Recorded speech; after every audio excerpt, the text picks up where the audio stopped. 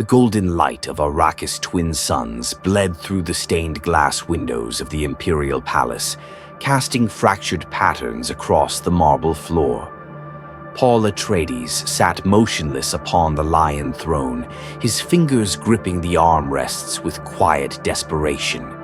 12 years of rule had etched lines into his face far deeper than time alone could account for. The weight of the imperial crown, a circlet of black metal adorned with a single blue sapphire, pressed against his temples like a vice.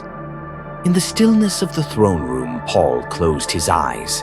The visions came unbidden, as they always did, flashes of fire and screaming, cities reduced to ash, entire planets swallowed by the unrelenting tide of his freeman armies. The jihad raged on, unstoppable now, a wildfire he had ignited but could not extinguish. Muad'Dib! The cries of his followers echoed in his mind, a chorus of devotion and bloodlust. A rustle of fabric broke his reverie.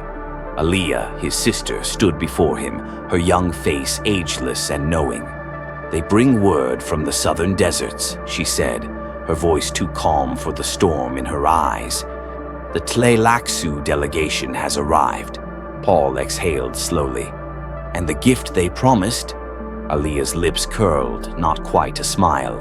"A ghola. Duncan Idaho, or so they claim." The name struck Paul like a physical blow. Duncan, his father's swordmaster, his mentor, the man who had died defending him.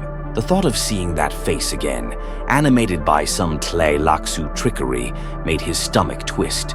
But he was emperor now, and emperors did not flinch. "Bring him to me," Paul said. The ghola stood in the center of the throne room, his posture relaxed, his eyes, Duncan's eyes, fixed on Paul with an unsettling clarity.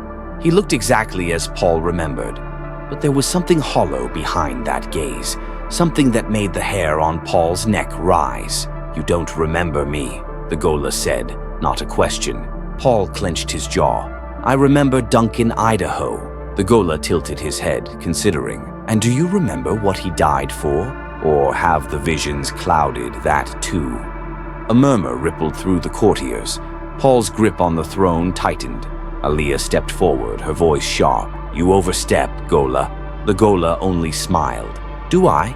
Later, in the privacy of his chambers, Paul poured a glass of spice-laced wine, his hands steady despite the tremor in his chest. The meeting with the ghola had left him unsettled, scraping at wounds he had thought long scarred over. He turned the glass in his fingers, watching the liquid catch the light. A knock at the door. "Enter," he said, expecting Aliyah or perhaps one of his advisors. Instead, it was Chani. She stood in the doorway, her still suit dusted with sand, her belly rounded beneath the fabric. "You sent for me," she said. Paul set the glass down. "I didn't think you'd come." Chani stepped inside, the door sliding shut behind her. "I didn't come for you." She placed a hand on her stomach. "I came for him." The air between them was thick with unspoken words. Paul reached for her, then stopped himself. "You could stay," he said, the plea barely hidden beneath the command. "The doctors." "I will birth my son as my mother birthed me," Chani interrupted. "In the desert, without the interference of your imperial physicians." Paul's throat tightened. "You know what the visions show." Chani's expression hardened. "I know what you show them, but the future is not set, Usul. Not even for you." The explosion came at dawn. Paul was in the courtyard when the blast tore through the palace walls, a searing light that burned his eyes before he could shut them. Pain lanced through his skull, white hot and all-consuming. He stumbled, his hands flying to his face, but the damage was done. When he opened his eyes, or thought he did, there was only darkness. Voices swarmed around him, shouting, panicked. He heard Aliyah barking orders, felt hands grabbing at his arms. But all he could think of was Chani's last words to him, the way she had looked at him with something between pity and defiance. And then, cutting through the chaos, the ghola's voice, low and mocking. "Now you see, don't you?"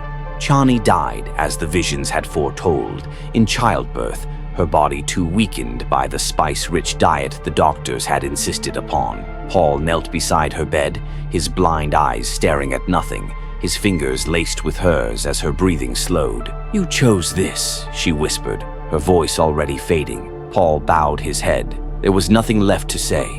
When the time came, Paul walked into the desert alone. He left behind the crown, the throne, the empire he had built on blood and prophecy. The sand whispered beneath his feet, the wind pulling at his robes like the hands of the dead. Somewhere behind him, his children, Leto and Ghanima, waited with Aliyah. They would rule now or fall, or forge their own path. That future was no longer his to see. The suns beat down, relentless. Paul did not stop walking, and the desert, as it always did, swallowed him whole.